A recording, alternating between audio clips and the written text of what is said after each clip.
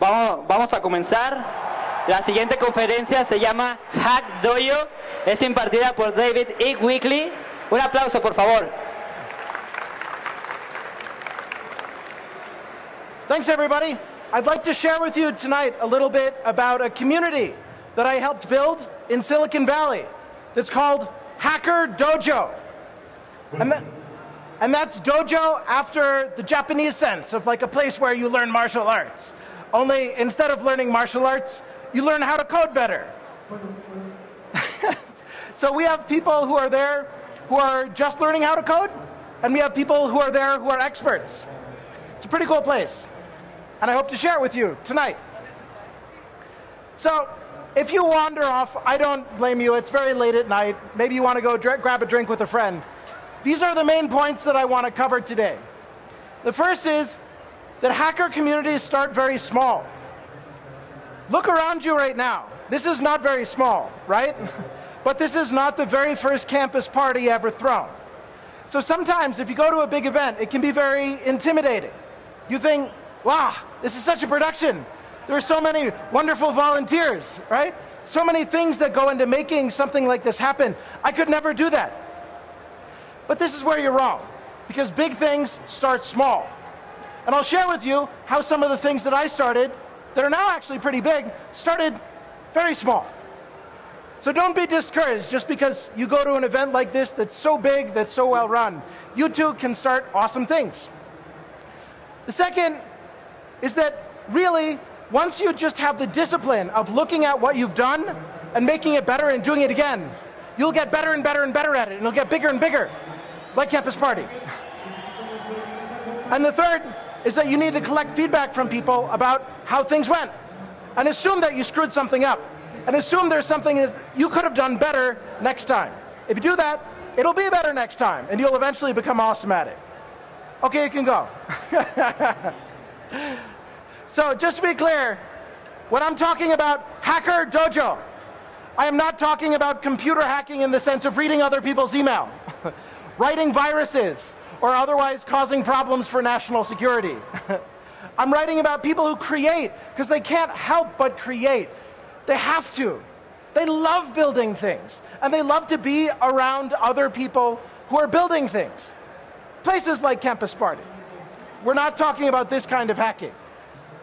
We're talking about the kind of place where you can just go and people are building things. Kids are learning things. There's old people sharing knowledge. People are working on software, they're working on hardware, and sure, maybe some people are engaging in first-person shooters, right? Places like Campus Party. So I want to walk you through the Hacker Dojo here in Silicon Valley, which is 16,000 square feet of makerspace.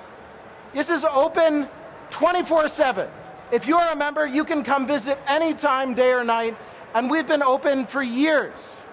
This is one of the largest nonprofit hacker spaces in the world. We have almost 500 members who are here. They pay about $195 a month. They get high-speed internet, a nice place to sit. It varies. You don't get your own dedicated seating. You just have to find some place that's available to come sit. So it's like a gym. But it's a gym for hackers to build awesome things with their minds. This is another shot of the space here. You can see we've got a library. Every book in this library was donated by a member of the community. You can come, you can learn whatever programming language you'd like. You can come learn about machine learning. How do machines learn? You can learn about that too. And you can build your own company. So it's $195 a month. We have fiber optic that goes directly to the building with 802.11 AC, Meraki hotspots in there to make sure the internet is good. And it's literally open 24/7 for members. We have events there all the time. Any member is free to throw an event. It's pretty cool because it means that thousands of people a month end up coming through our doors, getting introduced to Hacker Dojo and learning something cool. A lot of amazing projects have started at Hacker Dojo. How many of you have ever heard of Pinterest? Yeah, Pinterest started at Hacker Dojo. How many of you have heard of Pebble Watch? Upper right. Hey, we've got a Pebble watch in the audience right there. Yeah. That watch's initial design was done at the Hacker Dojo. We've got game closure. We've got wedding party. We've got Licol here from Skydera, and we have WordLens. How many of you have seen WordLens? It's like magic. It's unbelievable. It's an iPhone app. You can hold it up to things, and it translates them in real time as your phone sees them. They were acquired by Google last year. Otavio is now a coworker of mine. He started WordLens also at Hacker Dojo. This isn't even the beginning of it. So many cool companies started here. And why? Because community matters. Because people want to be inspired by the folks around them creating things.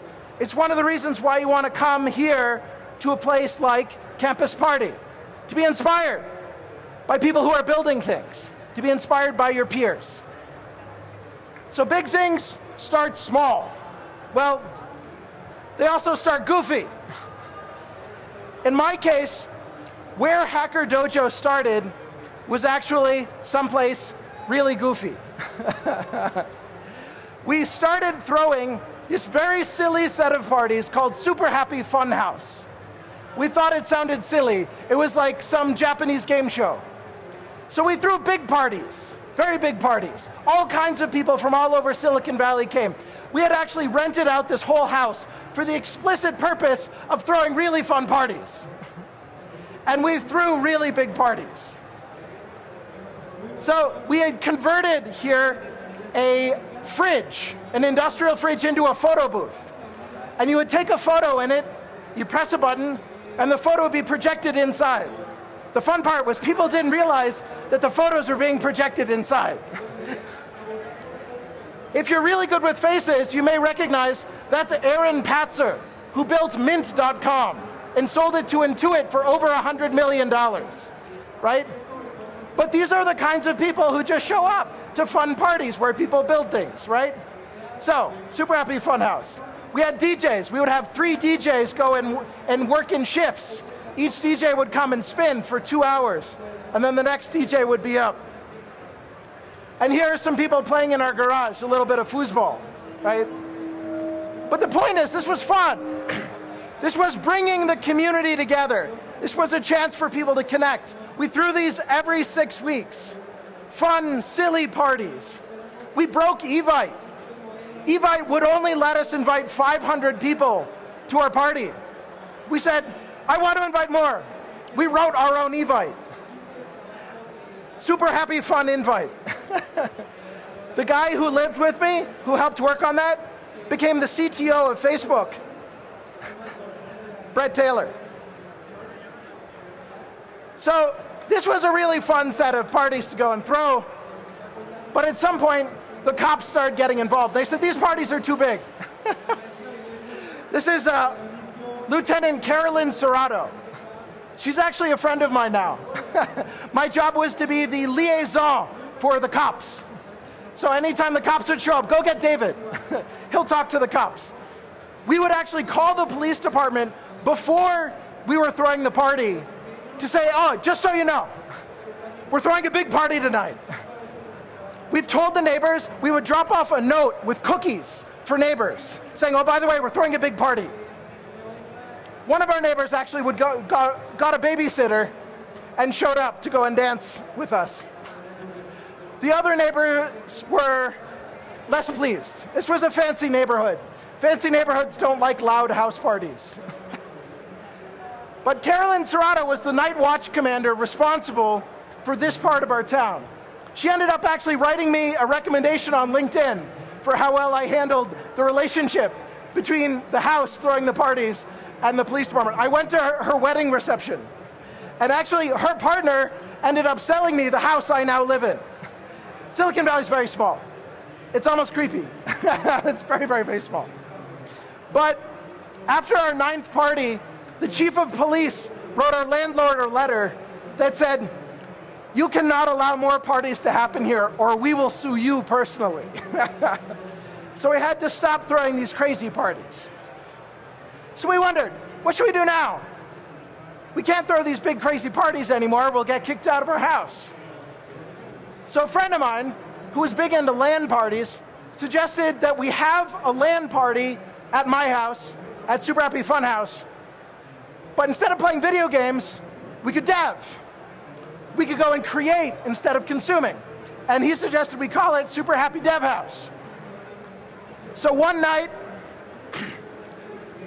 here, about 12 of us, this is just about the whole thing right here, got together.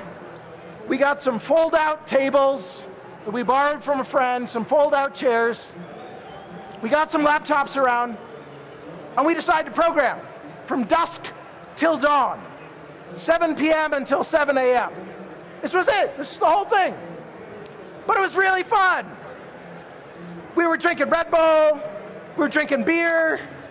We were hacking the Wi-Fi. We were building things. I built the first version of my first company at this event, PBWiki, which was the world's first private web host for wikis. We ended up growing PBWiki to about 4 million people a month using the service. I raised $10 million of venture capital and built a team of 30 people. And the very first version, I started working on at 1 a.m.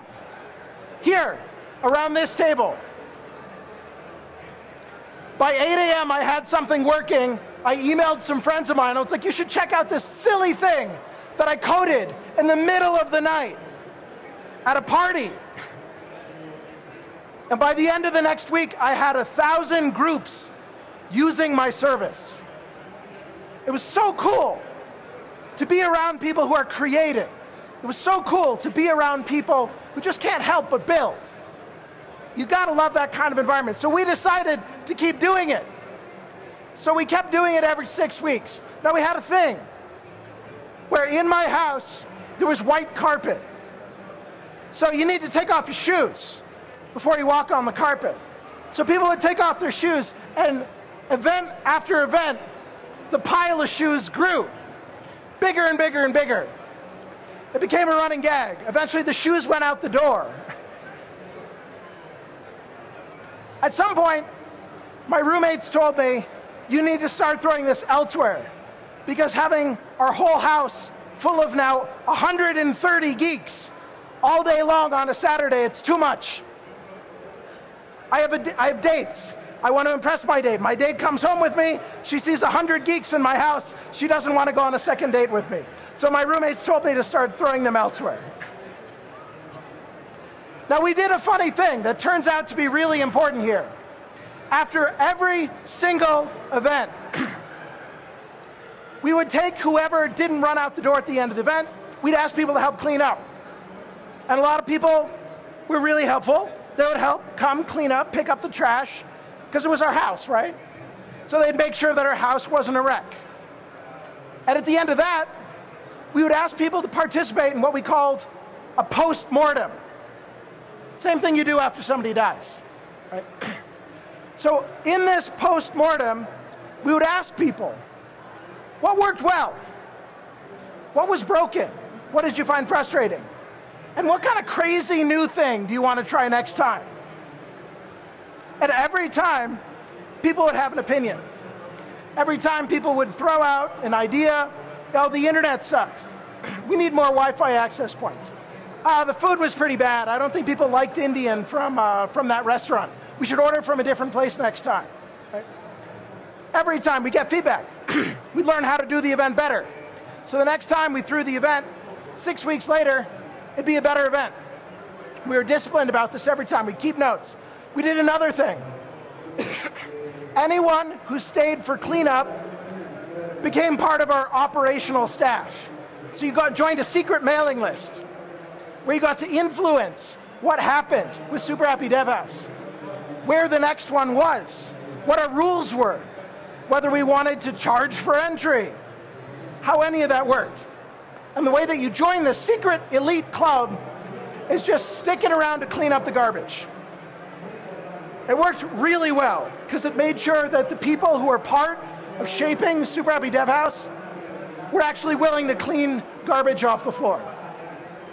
So this worked really, really well. It's a good trick. I recommend you steal that one. So like I mentioned, after 9 of these, our roommates said, you need to start throwing these elsewhere. So we started rotating where we were throwing Super Happy Dev House. So we tried a big experiment for DHX, which was our 10th Dev House. We had France Telecom give us a whole floor of a building in South San Francisco. And instead of it being one day, we had to go the whole weekend. Instead of it just being a fun, random hackathon, we had to be a competition. Now, it turns out this event was not a success. Because when you take a group of about 100 people and you spread them out over a long weekend, you take a bunch of people who enjoyed collaborating and you turn it into a competition. You take people whose day job is being in cubicles Monday to Friday, and you ask them to hang out in cubicles Saturday and Sunday. It didn't really work. The energy wasn't there. But we learned. We said, okay, that was an experiment. Anytime you are having trouble pitching a radical idea, anytime you are having trouble getting somebody to accept, let's try something different, you just call it, I'm doing an experiment. Right? I'm not vested in the outcome here. It's okay if it fails. We'll find out. It's very hard to say, no, we shouldn't do an experiment. It's very easy to say, no, that's a terrible idea, we won't do that. So pitch your ideas as experiments. And that's what we would try to do at DevHouse all the time. One of the other things that came out as an experiment that turned out to be a great idea was we had a greeter. This guy's name is Joel Franisic. He ended up leading a lot of the developer outreach for Microsoft in the Bay Area and then Twilio in the Bay Area. And he was the one who noticed that a lot of people were coming into the house, walking through, seeing a lot of people with heads down, working on computers, and weren't able to make a human contact. They sensed they didn't belong there. And so they'd leave. And he's like, if somebody welcomes them at the door, says, hi, welcome to Super Happy Dev House, you're in the right place. I'm glad you came, thank you. What are you interested in? Are you interested in Python, in Node, in artificial intelligence? Tell me. And I will sit you down next to somebody who is also passionate about that. And so Joel was just fantastically good. He was like genetically bred to do this kind of work. And so everyone who walked in the front door felt welcomed in. Oh, I'm part of this cool crowd. Yeah, I'm interested in Python. Oh, now I'm talking to this like expert in Python. I've been invited to this Python meetup, right? And so people would have this really good, sticky experience. And they come to the next one because now they're a part of this community. If you build a community, having a greeter is an awesome thing to do. So we kept on doing these. We kept on rotating them. Some of them were at houses. Some of them were at commercial venues. Dev House number 30 we had at Sun Microsystems on a campus that is actually currently Facebook's world headquarters.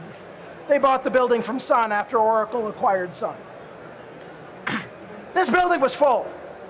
Their executive briefing center was where very fancy CIOs were supposed to come, see really impressive looking Sun hardware, and decide to write Sun a check for millions of dollars.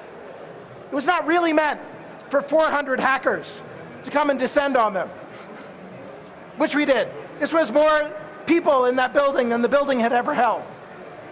It was amazing. You'd walk down a hall, you'd be stepping over laptops, stepping over nerds. It was really cool. The energy was fantastic. And I got up in front of that group, and I said, you know what kills me? Is I'm going to have to kick you out at the end of the night. And if you don't listen to me, Sun Security will kick you out and forcibly escort you from the building. But the energy is great. So what would it look like if we had a place to ourselves where the doors never needed to close, where I didn't need to kick people out at the end of the night, that belonged to the hackers? So I pitched the group right there at Dev House 30. I pitched that group of 400 nerds. We should have our own home. And we should call it Hacker Dojo. About 6 months later, We had gotten a bunch of people together. We had formed a 501c3 nonprofit. We had toured lots of places, and we found a place that was at the time impossibly too big for us. We had only gotten 30 people signed up. And this place had thousands of square feet, about 2,000 square feet. Now, mind you, it was a big deal to get 30 people signed up because we got 30 people signed up to pay $100 a month for nothing. You didn't get anything for your $100 a month, other than a promise that if someday we actually did get a place, we'll put your name on the wall, which we did. Their names are now on the wall of the Hacker Dojo. But they trusted us. So we got together, a board of directors. We locked the door on them and we said, I know none of you are rich. I know none of you have made it big time, but none of you are leaving this room today without cutting a check to the Hacker Dojo for at least $1,000. And people did. People did. People had to borrow in some cases, but they did. And that's how we afforded the down payment on this place that used to be a glass-working factory and was much too big for us. Now, as soon as we opened this place in Mountain View, California, membership exploded. People have been waiting for a nerdy place like this. But most people aren't crazy enough to pay $100 a month for nothing. But as soon as there was a something, lots of people wanted to join. So right away, we started growing the facility. 3 months later, we leased the place next door. We were now half of the whole building. We knocked down a wall between the two, put a door in, added heating and cooling, which turned out to pay back for itself 2 weeks after we installed it because there was a heat wave. And people in California don't have air conditioning at home. So a lot of people who had been working from home were like, it's too hot. Went to the Hacker Dojo and signed up as members. That worked out really well. Now, we ran into a problem here, which was we were new at this. We wanted to do things by the books. So we asked the city for a conditional use permit to allow us to be doing the Hacker Dojo at our site. This was not a very smart idea because the city was very excited about all the changes to the building it could then require us to make. It could ask us to make the hallways wider. It could ask us to make the railings sturdier. It could ask us to make enclosures for the garbage. All sorts of things. They had a huge laundry list. They wanted us to upgrade the pavement outside. We were renting this building. We did not buy this building. We went to some contractors. We said, how much is it going to cost all this work? They said $250,000. We're a nonprofit. We don't have that kind of money. We asked our landlord, can you help? He's like, you brought this trouble on yourself. I just leased you the property as is. If you want to go asking the city for conditional use permits, they tell you to upgrade, you need to pay for the upgrade yourself. We're like, how are we going to afford $250,000 to a nonprofit? I mean, just to give you an idea of what the place looks like, it was a little bit like a frat house. It was a lot of fun, right? This is the upper deck here. It's really communal. Kind of felt like you were visiting some crazy uncle's house. Some crazy Uncle Hacker's house. But how are we going to go and raise $250,000? Well, we did all kinds of things. This is us doing an underwear run. We raised money having people pledge, if I run in my underwear, will you put in some money for the Hacker Dojo? And people did. So a bunch of members of the Hacker Dojo went running in their underwear. It's pretty amazing. This woman right here, Katie Levinson, led our fundraising, and somehow we managed to raise $250,000. Not just from the underwear run, all kinds of things. People chipped in. They didn't want Hacker Dojo to die. Then we got some more bad news. We went back to the contractors who had told us $250,000. And we said, okay, we've raised it. We have $250,000. Are you ready to perform the work? And they said, actually, it's going to be $400,000. And at that point, we knew we couldn't stay because we had done everything we could possibly think of to raise $250,000. And we couldn't raise 400K. So we knew we needed to move at that point. Luckily, we found a place only about a mile away that was available for sublease. And that's where we moved to, and that's where the Hacker Dojo is today. We got really lucky. Our current sublease, which is below market, is up in about a year. And we don't know what the future of the dojo is going to be. We're not out of the woods yet. The Bay Area has gotten very popular. It has gotten very expensive. And so we are very worried that our rent at the building is going to go up a lot. And if it does, will the dojo be able to survive? We don't know. But we have overcome many, many challenges so far, and we hope to overcome this challenge as well. It was amazing to be able to open the new Hacker Dojo, which saved our butts, and to actually start getting some recognition formally. This year is us doing the ribbon cutting ceremony to open the new Hacker Dojo, along with the Chamber of Commerce, with the mayor of Mountain View, right?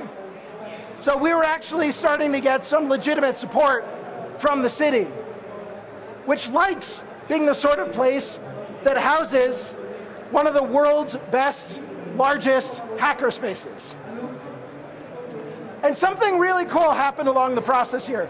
As we were doing Dev House, as we were building Hacker Dojo, people started to copy us. Mexicans started copying us, which is exactly what we wanted. How many of you have been to a Dev House here in Mexico? Yeah, nice. Dev House Mexico City has now happened more than 24 times. There's about a dozen cities across this country that have now had super happy Dev Houses. And there have been a number of makerspaces modeled after Hacker Dojo that have opened here. This is awesome. This makes us happy when people steal these ideas. So please keep stealing these ideas. They're good for the world.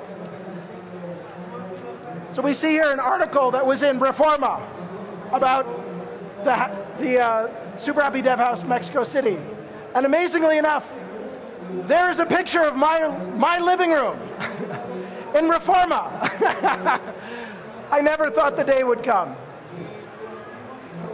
There's a bunch of these dev houses happening all over Mexico. And there's a pretty cool co-working space in Mexico City, in Daffy.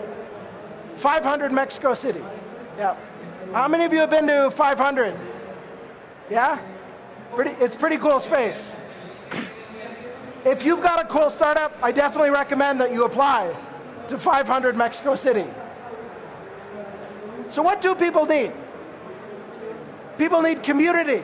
They need to be connected to other people who love building. They need good internet access to be able to learn, to be able to build. They need beer. Just saying. But the most important of all of these is to be around people who are creating, who can't help but create. And that is the hacker ethos. That's the ecosystem, and that's the secret of what makes Silicon Valley so great, is that it is filled with people who love building and who love to help other people build. And that is not specific to Silicon Valley. It's something that you can steal too, and that many of you have, to go and build these kind of maker communities in Mexico. So you got to start small, and something can be as small as 10 people in your living room. Easy peasy, doesn't need to be complicated. Step one doesn't need to be throw a campus party. You need to iterate on feedback and make your community better with every iteration. And then you just got to repeat and evolve it and turn it into something really useful for the community. And by the way, you're never done. There's always a next step in the journey. There's always a complication. And there's always drama. You can't get away from it. But you know what? The journey is worth it. because you will build something amazing for yourself, you will build something amazing for the community and helped many people on with their success. Thank you.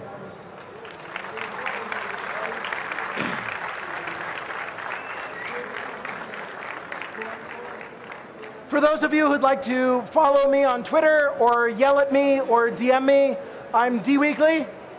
If you have any thoughts you'd like to email to me, dew@dronevc works. And I'd like to open things up for questions. Who's got the first question?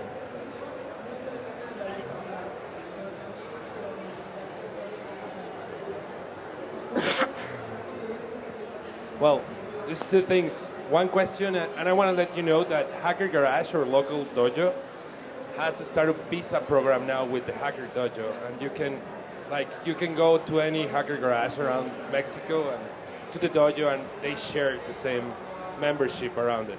So that works. Public announcement: Hacker Garage here in Mexico. Well, where in Mexico do you have them? Here. Right here in Guadalajara. Here in Zacatecas and Guadalajara. Zacatecas. All right. And here. In Guadalajara. Cool. Yeah. How do you validate that you're helping your community? I run Hackers and Founders here. I think we're doing a good job, but I always keep thinking, what else? How much impact am I actually making around this? How much impact is Hacker Dojo having, and how do we judge that? You know, I think there's some crude metrics, like, do people continue signing up for Hacker Dojo? Do people come in the door for classes, right? There are some basic metrics like that. Could we be more sophisticated in valuing the impact of the community? There's, again, some crude metrics like how many jobs have been created by companies that were started at Hacker Dojo. Or a good one is how much market capitalization has been created by the companies coming out of Hacker Dojo. Pinterest makes us look really good on that one. I say, if Pinterest had given us 1%, we'd be fine. Maybe you'd be here in a gold suit. Yeah, but they did not, unfortunately. But I think there's some basic metrics that are looking pretty good in terms of something more sophisticated in judging impact. I'm open to suggestion, but we haven't been able to get much more sophisticated than that.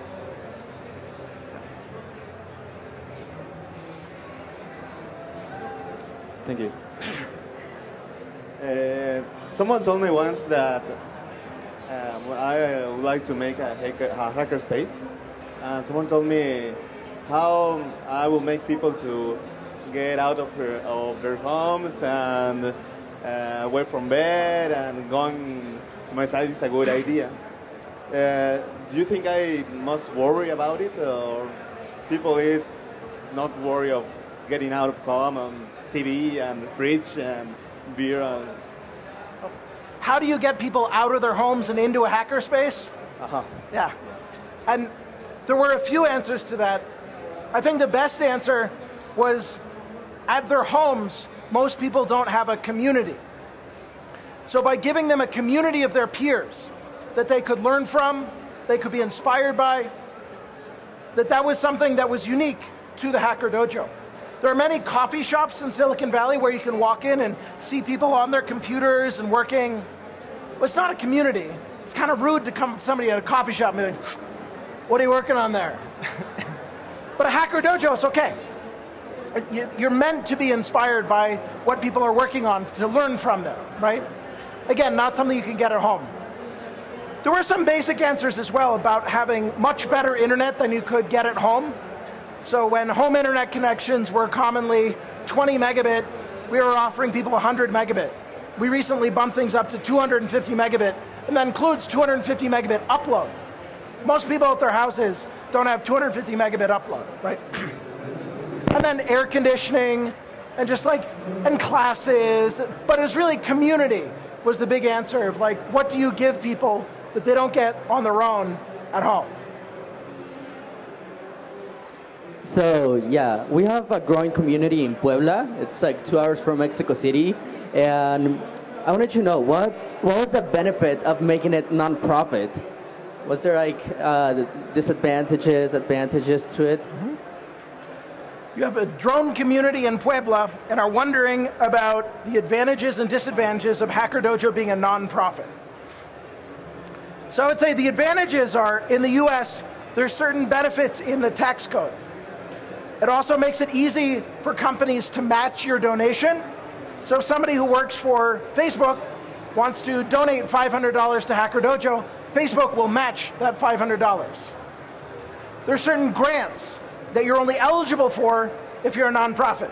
Because companies don't like randomly giving money to other companies, but it feels good for a company to go and give money, to give equipment, to give resources to a nonprofit. And they can write it off, which they can't do in the case of a commercial donation. But probably the most important reason was that Hacker Dojo is largely powered on volunteers. For the first year and a half, 2 years, we did not have any employees of the Hacker Dojo. We grew the dojo to hundreds of members with not a single person who worked for the dojo, right? Which is amazing if you think about it, right?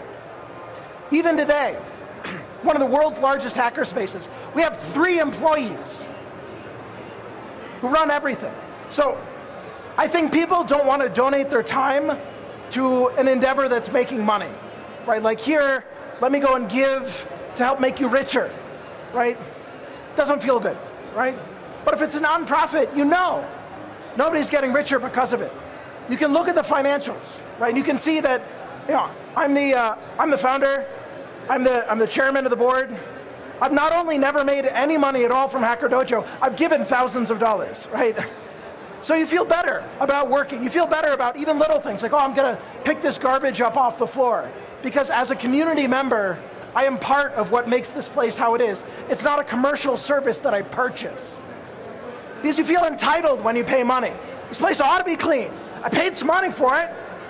Come on, hire somebody to go clean it for me, right? But if you're a member at a nonprofit, it's like, oh, it's my place too. This is in part my house. So I think part of it was for that mentality as much as anything. Thank you. This started for fun, as you mentioned in the beginning. And as it were growing and growing and growing, just to know how the operation and infrastructure and supporting were handled, because, in your house, you were with 10 people or more, and what happened when the internet went, okay, let me check the model, what will happen.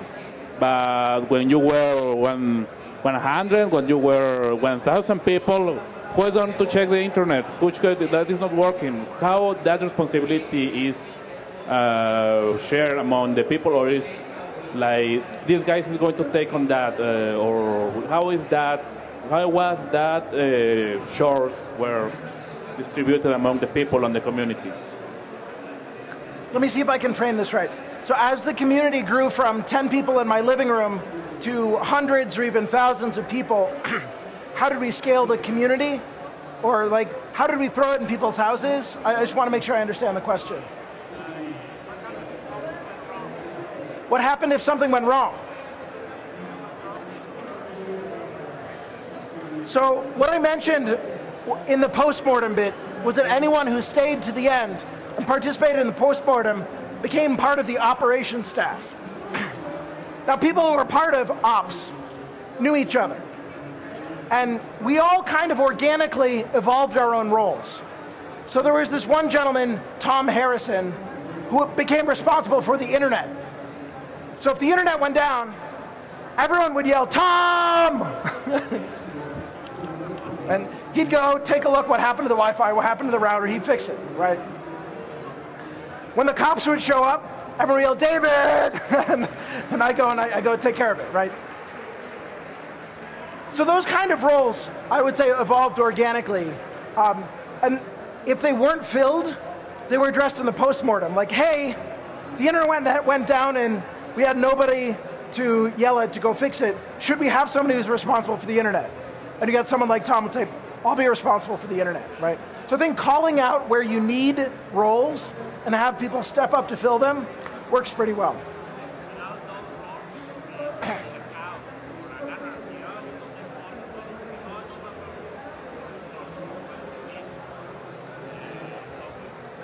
I mean, if those roles were not defined at the beginning, it would be a chaos because nobody would like to take that responsibility. So with roles not defined, it's chaos, and yeah, but it's like life is also a little bit chaos. So it all worked out. Yeah, cool. Other questions? What advice would you give us to build a community? What advice would I give you to build a community? I would say start small. Get together some friends who love connecting on a topic. Get them together in your house, right? It can be very, very small. It doesn't have to be a big production. And then see if your friends can invite any of their friends to the next one. If the first one was good, make sure the first one is good. Yeah. And you'll see, this thing builds a snowball. How many of you have read Warren Buffett's autobiography? It's called The Snowball. Yep, oh yeah, we got a big thumbs up in the back. So he's like the greatest investor in the world, right? And it's like, how did he get started investing? Well, he had a little bit of money, and he thought really hard about where to invest it. Invested that money, and that money grew. And they had more money, and they thought really hard about where to put that next bit of money. And invested, and it grew a little bit bigger. And he just kept on doing that for decades and decades and decades and decades until he was, one of the very richest people in the entire world. Right. So all of these things start really, really, really small. The Homebrew Computer Club in Silicon Valley started with just a couple nerds getting together like, hey, maybe these computer things are going to be a thing. We should get together every 2 weeks and talk about what we've learned how to do with computers in the intervening 2 weeks. And we'll give little presentations like, oh, I figured out how to get it to do this. Oh, I figured out how to get it to do this, right? And out of that, that was really the genesis for like Apple's first presentation, right? And so many companies came out of that. The West Coast Computer Fair, which ended up becoming CES or Comdex, I forget which, but like thousands and thousands and thousands of exhibitors all started just from, hey, we should get together and talk. So these things can start very, very, very small. So I would say just start. Thanks. Sure. Other questions?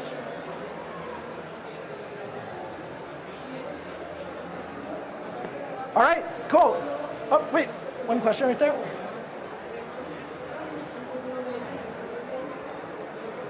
Hi, David. How do you know when it's time to close? That your job is done, for example, for the Homebrew Computer Club, that you are no longer needed in the community because you are so big and you have so success that maybe it's better that don't continue with the project, don't continue with the meetup. So how you know that you are no longer needed as a community? I didn't hear all that, sorry. Oh. How you know that your job is done as a community? For example, the community club, that it's ended, that you don't need to continue make the meetups. How you know that the job is done? Okay. So how do you know when you're done growing your community? And on the one hand, you're never done. A community is never finished. On the other hand, sometimes communities move on, right? So there hasn't, I'll be honest with you, there hasn't been a super happy dev house in Silicon Valley for a year. And the reason why is a lot of the energy that went into throwing these events once every 6 weeks is now being poured into the foundations of Hacker Dojo, which is open 24/7, has 3 events every night instead of 1 event every 6 weeks. So sometimes these communities evolve, right? And I would say it tends to become obvious, particularly in a volunteer-driven community, when anyone can step up. And then lots of people have been stepping up, and then gradually fewer people step up. And it's worth taking a step back and saying, hey, it looks like we either need to reboot this, or we should probably just kind of let it be and move on to the next thing. And that happens.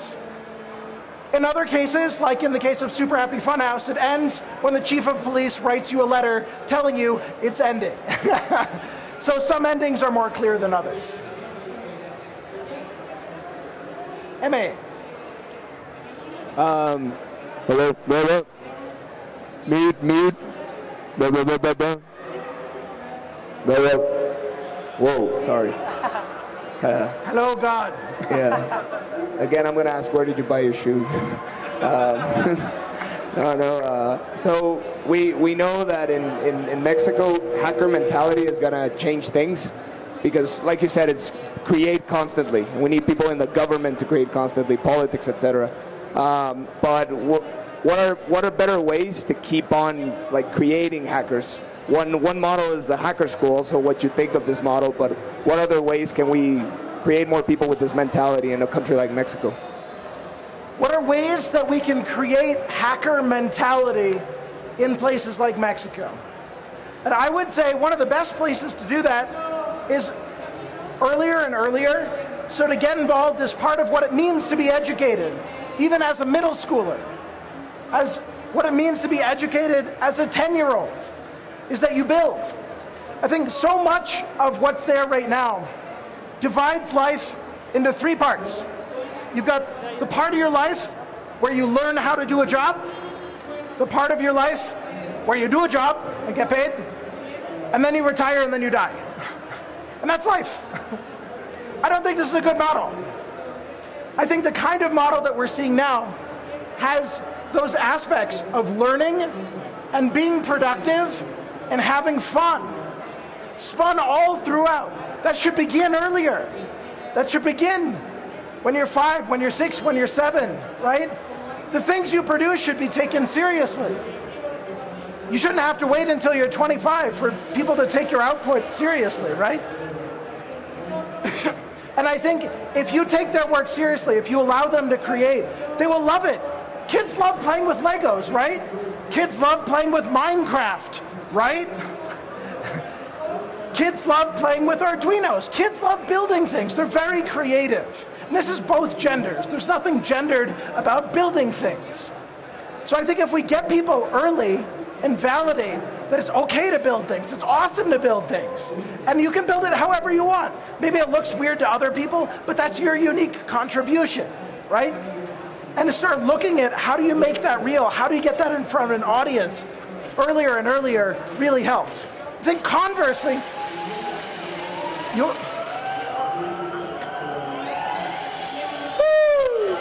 so, that's kind of loud. So, conversely, you look at the other side of things, where you get people who are partway through their careers. Oh, something crazy's happening. You get people who are partway through their careers, who've been taught, no more learning for you. You're doing your job now, right? You quit college a long time ago, and it's just in this part of your life where you're supposed to work. And that's bullshit too, right? So teaching those people, it's okay. You're 40, you want to learn how to hack, you want to learn Node.js, that's awesome. Let's bring you in, right? And to integrate that learning in. So I would say on both sides, those are directions where the hacker community can pull new people in and should be focusing. Cool. Any other questions? Cool. All right. Thank you all so much. You've been a wonderful audience.